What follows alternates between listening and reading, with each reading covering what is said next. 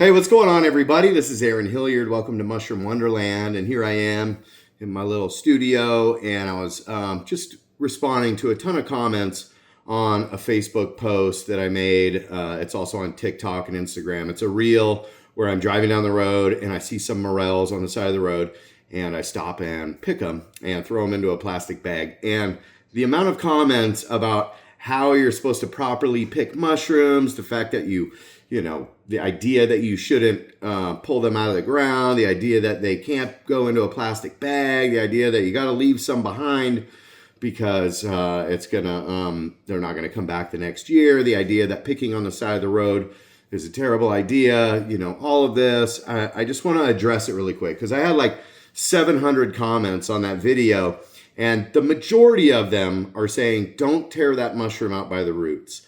Stop pulling them out by the roots. And the truth is, mushrooms do not have roots. I have talked about this. I've made videos in depth. You could easily research this information. I'm not just making this up. This isn't like an emotional thing about how I feel or trying to defend myself. I'm trying to help people to understand that what your Uncle Leroy told you years and years ago might not have been true.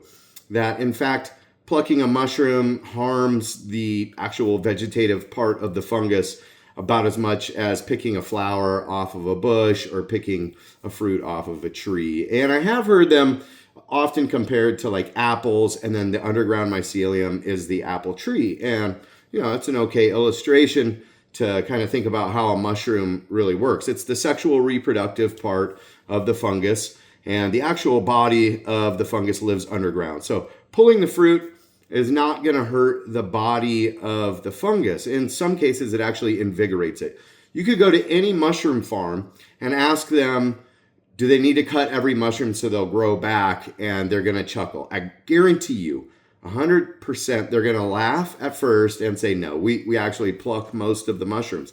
And then they fruit again. They'll get a few fruitings off of a block. Once that mycelium runs out of nutrition in its substrate, whatever it's growing in, wood or soil, then it will just go off into the wind as spores. It's not going to come back. So if you happen to pick a patch of mushrooms and pluck them and it didn't come back, this isn't because you overpicked it. This is because it ran out of nutrition or other environmental factors, or maybe it just got too old. I guess that happens sometimes with mycelium, is that it can just get really old, and then often it'll fragment. It'll actually asexually reproduce by cloning itself. So this whole cut or pluck thing is ridiculous. People have been arguing about this online for years, and people just come in hot into the comments, just pissed off about someone harvesting mushrooms however they want, and that kind of leads me into pick shaming, which I really try to discourage.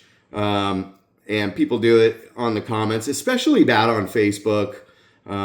People are just insane behind the keyboard, have no idea what they're talking about, and then just, calling names and all this stuff about how other people pick their mushrooms. Don't worry about it. Pick the mushrooms the way that you want. If Uncle Leroy told you that you got to cut them or they're not going to grow back, you go ahead. But keep in mind, deer, slugs, other animals, mammals that eat mushrooms, they don't carry pocket knives on them, they rip them out of the ground. The one good reason for cutting mushrooms, in my opinion, is to keep the dirt out of your basket. Having a bunch of dirt mixed in with your mushrooms isn't always that great of an idea. And so that kind of leads me into the part of the comments where everybody was saying, you're just going to get so much dirt mixed up in your mushrooms. Yeah, that's true. But I do rinse off my mushrooms. It's totally okay to rinse off mushrooms. It's another wives' tale. Do not wash your mushrooms. Don't get them wet. Mushrooms are out in the rain. Like during mushroom season, it's raining constantly. And I know a lot of learned chefs who know a lot about mushrooms, and they wash their mushrooms really good. If you watch how people in China, India, other countries treat their mushrooms, they wash them like crazy before they cook them. Now, I wouldn't wash them and put them into the fridge, wait till they're about to go into the cooking pan. But what difference does it make? Morels are kind of different because they have a structure that's really tough. They don't really get soggy unless they're way over mature, but you can rinse them off and lay them out on some paper towels if you want, and then store them even. But I'll wash them right before I cook them. It's all good. It doesn't make a difference whether you rinse your mushrooms before you cook them or not. It's not going to ruin the texture or anything like that. Another thing about the video, the comments, is that I was picking them into a plastic bag. That's all I had. I just stopped on the side of the road. I didn't have a knife and I didn't have a basket.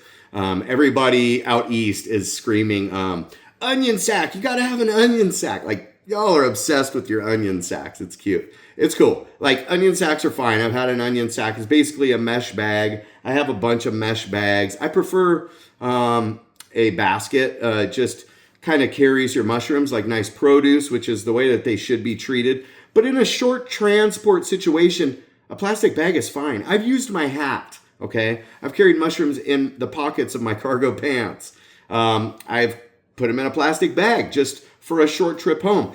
There is no evidence to suggest, there is no research that shows that putting them in a mesh bag or into a basket is going to seed the forest somehow of spores. I've talked to really good mycologists, really learned PhD mycologists about this subject, and they say that it's complete nonsense. The mesh bag, the onion bag, the basket, the sprinkling of the spores, there is no proof that that is going to do anything. So stop telling people that they need to carry them in a mesh bag or a basket unless you can produce some sort of scientific study. Please link it into the comments. Please put it in the comments. I would love to read it, but there just isn't one out there. It doesn't really make a difference. There's never been any proof shown that that makes a difference. Now, that being said, I understand the sentiment is nice. It's a nice thought, and the same idea of cutting a mushroom rather than plucking it. But in that instance, people are confusing plants with mushrooms. And if you rip a plant out by the roots, yes, it's going to kill it. But that's not what mushrooms are. And Uncle Leroy might have been from the old school when they still called them plants. Up until the 1960s, mushrooms were considered plants. They understood that they had a different lifestyle, but they still thought they were like a type of plant. And so people just got that in their mind, that they have roots just like a plant. They must grow like a plant. It's easier for people to understand. So they just want to argue, I guess, about it, which is just crazy. I've made a full-length video about cut or pluck, and I'll put a link in the comments. I have like over 20 of the country's greatest mycologists, even Paul Stamets. A lot of the people out there probably have heard that name. He's even in the video basically saying it makes no difference. Now, a certain species, he does different things, but at the end of the day, it doesn't make a difference whether you cut or pluck, especially if you're in a situation where you don't have a knife on you, and who cares? Like, who cares? The one other thing, if you're gonna pick them, leave some, I get it. I forage however the person I'm with likes to forage, and there's a lot of people who believe that. I've also been with really good mycologists who are collecting for science, and they collect every single fruiting body. This cycle's been going on for hundreds of millions of years. So I really don't think that one guy out there plucking a few mushrooms is going to have that big of an impact in the big picture. A mushroom like the morels, Morchella importuna, that I was picking in that video, they're a saprobe, and they rarely come back a second year in a row. So just like burn morels, it doesn't make a difference if you take every single one of them. They're just not going to fruit again the next year. Maybe a few of them here and there, but burn morels can be a little bit different. But a saprobic mushroom like a landscape morel, I've gone to the same place year after year, almost never see them the second year. So it doesn't matter, and that's not going to make a difference. By the time that they're up and mature enough to pick, they have dropped millions of spores. If they're going to grow, they're going to grow. The mycelium, again, it exists underground. It can clone itself. It can do all kinds of cool stuff. So number one, let's chill with the pick shaming, man. People are out there telling other people how to pick their mushrooms. That's the internet. People are just crazy on the internet, and I get that. But as far as like spouting misinformation, you have the internet at your fingertips. All you got to do is just do like a simple Google search. Does it hurt the mycelium to pluck a mushroom? Look that kind of stuff up. I'll link some things in the description of this video down here. This is an unusual video for me. Usually I'm in the woods and there's like a bunch of fun music and everything.